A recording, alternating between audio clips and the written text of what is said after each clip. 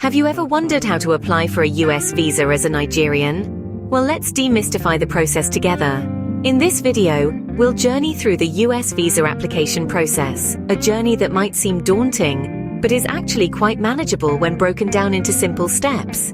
We'll start by exploring the different types of visas available.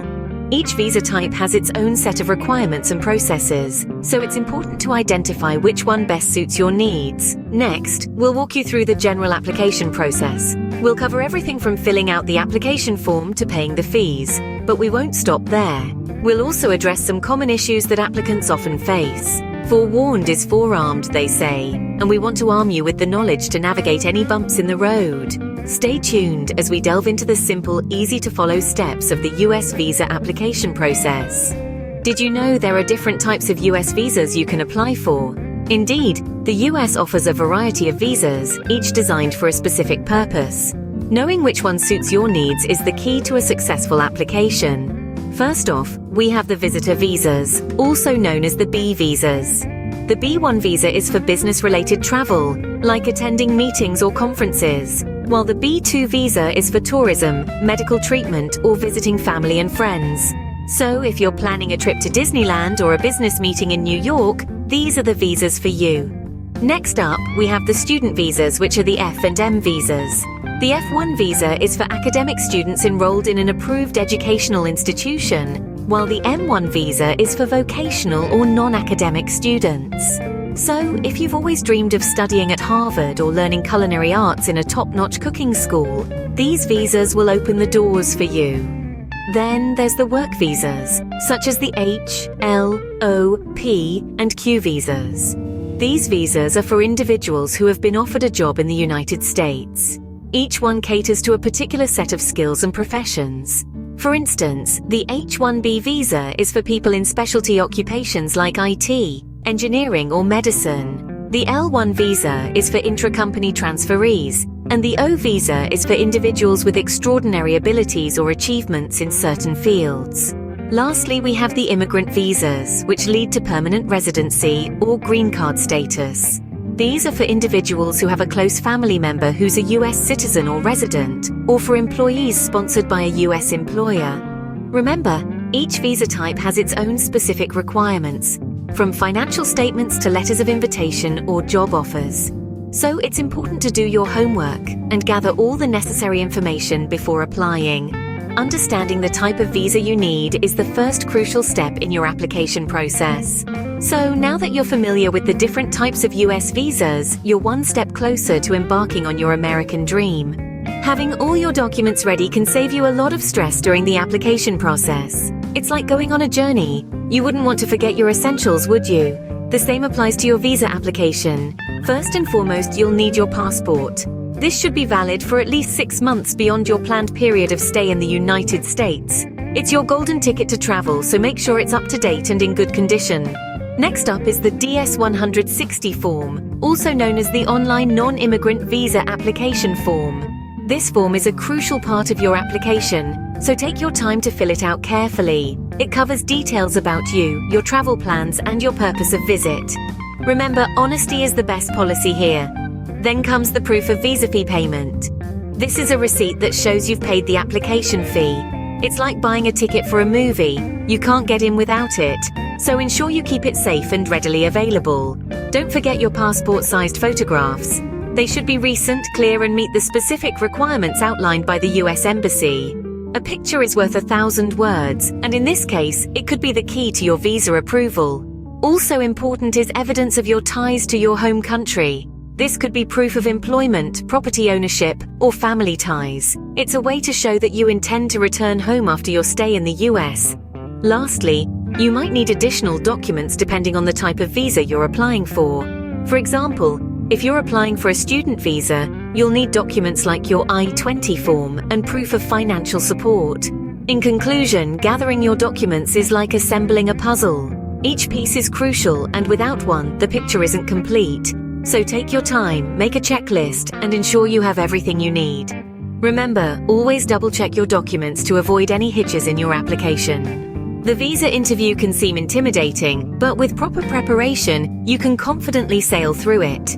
To schedule your interview, visit the US Embassy or Consulate website where you will be interviewed. There you can find information on how to schedule an appointment.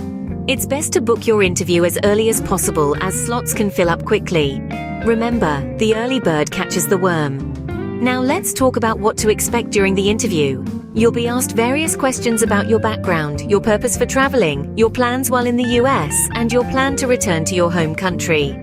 The consular officer wants to ensure that your intentions align with the visa category you applied for. Preparation is paramount, so let's delve into some potential questions and how to answer them appropriately. You may be asked, why do you want to travel to the US? A suitable response could be to visit family, for tourism, or to attend a business conference. Be specific and be honest. Another common question is, do you have relatives in the US? If you do, say so. If you don't, that's okay too. Just be truthful. You might also be asked, what will you do when you return to your home country? The officer wants to know that you intend to return. You could mention your job, your family, or any other commitments that would compel you to return home. One essential tip is to answer all questions confidently and honestly. Be concise and avoid unnecessary details. Remember, the officer is not trying to trick you, but simply wants to verify the information that you've provided in your application. Practice makes perfect. Rehearse your answers, but don't memorize them word for word. It's important to sound natural and genuine. Lastly, remember to dress appropriately for the interview. First impressions matter, and dressing smartly can help you feel more confident. Preparation is key. Equip yourself with all the necessary information before the interview. So you've done the interview, what next? Well, first off, pat yourself on the back. You've taken a significant step in the visa application process. But the journey isn't over just yet. After the interview, it's time to sit tight and wait for the result. The waiting period may vary depending on the type of visa and the specifics of your case. Now you might be wondering how to check the status of your visa. It's pretty simple. You can check your visa application status online using the Consular Electronic Application Center, or CEAC, which is accessible worldwide. All you need is your application ID to track the progress. Let's talk about the possible outcomes. If your visa application is approved, congratulations! You're one step closer to your journey. The embassy or consulate will provide you with further instructions on when and how to receive your visa. In most cases, your passport with the visa will be delivered via courier. On the other hand, if your visa application gets denied, don't lose heart. It's not the end of the road. The consular officer will provide a reason for the denial. It could be due to insufficient documentation or the failure to meet eligibility criteria. It's crucial to understand the reason before planning your next move. You have the option to reapply, but be sure to address the reasons for the initial denial in your new application. In some cases, the visa application might be put under administrative processing. This is a routine procedure where the consular officer requires additional time to evaluate the application. It's important not to panic in this situation. Instead, keep checking the status online and wait for further instructions from the consulate or embassy. Remember, this process requires patience. It's not unusual for visa processing to take a few weeks or even months, so keep calm and carry on with your daily routines. Patience is crucial at this stage. Remember, every case is unique, so yours may take a different amount of time. Let's quickly recap what we've discussed today.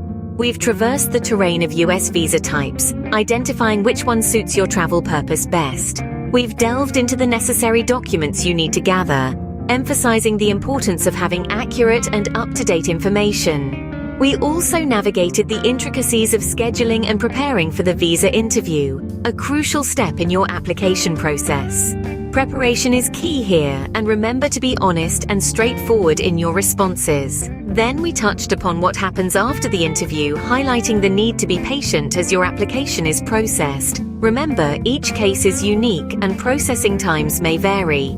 By taking these steps seriously, you prime yourself for a successful visa application process. And remember, this journey is not a sprint, but a marathon. It requires patience, persistence, and thorough preparation. Armed with these steps, you are now ready to embark on your US visa application journey. Good luck!